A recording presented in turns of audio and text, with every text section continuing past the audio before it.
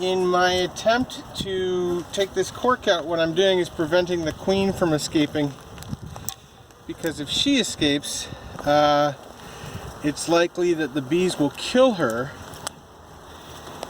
because they do not yet recognize her as their queen.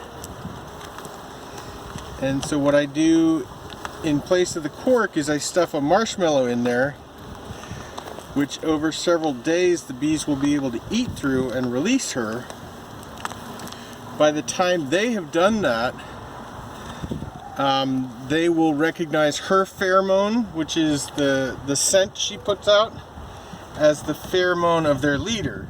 But right now, the pheromone that they are used to is the one that were in the box they were in a couple days ago. And that pheromone is not hers, and so they would automatically try to kill her, which is what bees do to other leaders.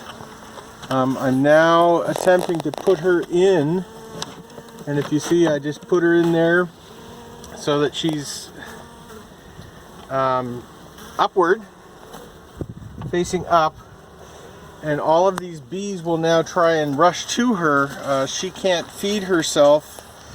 They tend to her through the screening until she can be released. And now what I do is I release all the rest of the bees down into the hive,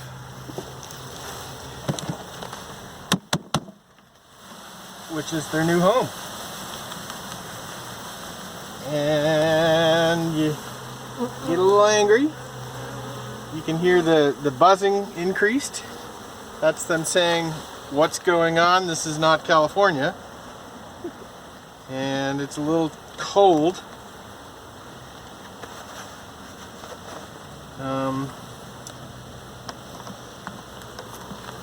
These California boxes do come apart, so that's how you finally dump them all in.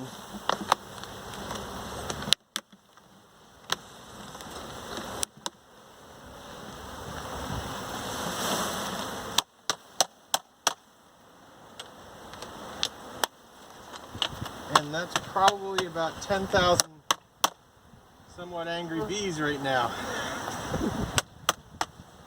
And if they could get through to me, they'd probably sting me if they could. Fortunately, they can't reach me.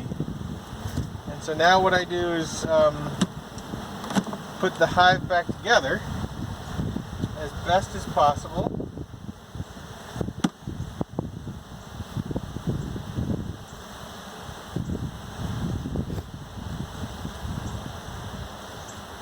What I'm doing is I have some honey that I'm giving the bees from my last year's supply, which is an expensive way to raise bees, but it's actually their preferred food.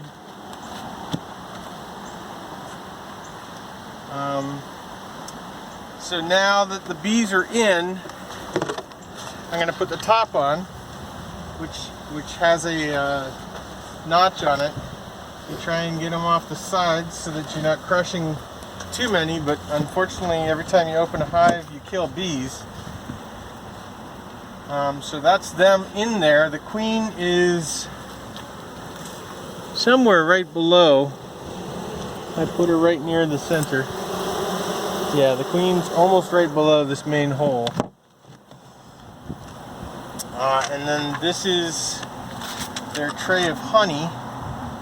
And if you see, there's a couple stuck in there, which actually will eventually drown if left alone. But now that I'm putting them out, I'm hopeful the other guys will come out and take them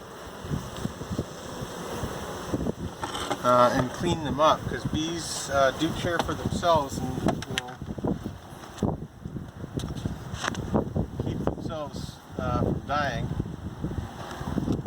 And then you put the top on.